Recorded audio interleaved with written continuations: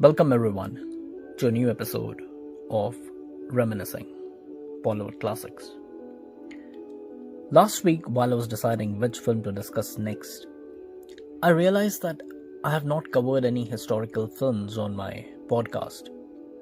Now, when we talk about period films in Bollywood, the most notable name is Mughal-e-Azam, whereas there are recent films like Padmavat and Bajirao Mastani. However, there is one film which sadly flies under everybody's radar, and this hidden gem is the 1966 classic Amrapali. Mr. Bhansali himself mentioned in an interview that Amrapali inspired his films Bajirao Mastani and Padmavat. So if it is inspiring films 50 years after its creation, that means it must be something really special, isn't it? Amrapali is the story of Magad king Ajat-Shatru, whose only aim is to conquer the prosperous kingdom of Vaishali. His father could not breach Vaishali, and Ajat-Shatru dreams of fulfilling his late father's dream. After failing multiple times, and against the wishes of his mother, an army commander, the hot-headed, overconfident king launches another attack on Vaishali, thinking that this time he would achieve the unachievable. But again, he fails. On the run from the enemy, he takes refuge with Amrapali, who is the Nagar Vadhu of Vaishali. Amrapali, who is a fierce patriot, nurses Ajat-Shatru, thinking he's a soldier of the Vaishali army. And this is where complications arise. Ajat-Shatru can't help but fall head over heels in love with the celestial nymph Amrapali, even though he knows she is a fierce patriot from his enemy kingdom. Will love triumph over ambition, or will the bloodthirsty king destroy the very thing which Amrapali loves the most? Vaishali. It is a very fascinating concept where both protagonists find themselves in a situation where they have to choose one over the other. Cross-border love stories have been explored in multiple films over the years, but what makes Amrapali stand out from the rest is the way both protagonists react to the same dilemma they face. Funnily enough, it is Amrapali and not the ruthless king who is bold in her decision making. It is Amrapali who is strong-headed and knows what she wants to do going ahead. On the other hand, there is Ajat-Shatru, who is ruthless, ambitious, and wants to conquer the entire earth. But love has crippled his ambitions completely. Unlike Amrapali, he is completely apathetic, indecisive, and clueless about how to resolve his problem. The film shows how that one single emotion, love, can trigger two extreme reactions in the same individual. It is a love which makes Ajat-Shatru forget about Vaishali. And again, it is love which forces Ajat-Shatru to reduce Vaishali to smithereens. The music by Shankar Jaikishan duo transports you to the era in which it is set. And there is only one singer in the whole film, Lata Mangeshkar ji. If one started compiling a list of the best songs of Lata Mangeshkar ji, all songs of this film will and should be included in that list. Unlike today's films where we see kings and generals dancing and singing, there is no such travesty in this movie.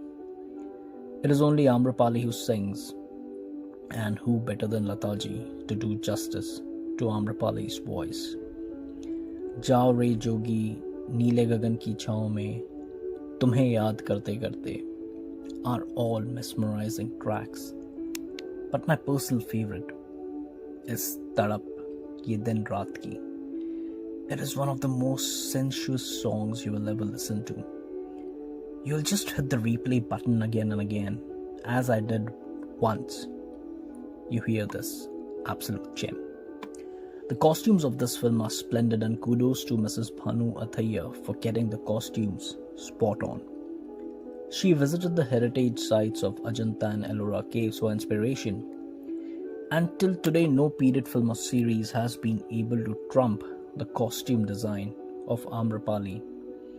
It is not surprising that she was the first Indian to win an Oscar for the 1982 film Gandhi.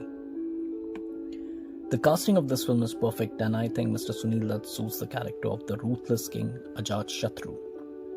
And he managed to bring out the tenderness and the ruthlessness of Ajat-Shatru very well. A handful of actors could have suited the role of Ajat-Shatru, and I think director Lake Tandon was spot on with his casting. Finally, a few words of admiration for the main highlight of this film, Vaijayanti Mala ji. If you read about Amrapali in the historical texts, you would see that she was talented in many art forms like singing and dancing. She was so beautiful that Vaishali became famous only for her beauty. People traveled from far and wide to see her, and people also abandoned their kingdoms so that they could move to Vaishali just to see her. You think this is definitely an exaggeration. No one can be that beautiful. And then you see Vaijayanti Mala ji in this film, and you are forced to eat your words. Her dance sequences are breathtaking, so graceful, so fluid. And it makes you marvel at the amount of talent she had in her quiver. She has to hate and love Ajat-Shatru at the same time. And she plays Amrapali so convincingly that you just cannot separate fiction and reality. If you just read about Amrapali, one constant thought will plague you. How did she look like in real life? Adjectives fall short to describe her. But once you watch the film, the thought stops plaguing you. No matter how many times the film is remade in the future, Amrapali is Vaijayanti Mala, and Vaijayanti Mala will and always be Amrapali, the celestial nymph for whom even the gods would be willing to commit a crime. I would like to end with a small disclaimer, and that is that the film might not be historically accurate. It is speculated that it was Ajat-Shatru's father Bimbisara and not Ajat-Shatru who was in love with Amrapali. It is also said that they had a son together. There are different versions of the story, but it is a historical fact that once upon a time, there was a king named Ajat-Shatru, and there was a dazzling beauty in Vaishali named Amrapali, whose beauty forced people to renounce their kingdoms. Amrapali herself renounced the world and became a Buddhist monk later in life. Don't watch this film as a lesson in history, but savor it as a masterful tribute to a beautiful, strong-willed maiden who lived around 500 BC. Humans aren't meant to be immortal, but there are some humans whose stories make them eternal. Amrapali is one of them. Until next time, folks. Thank you for listening.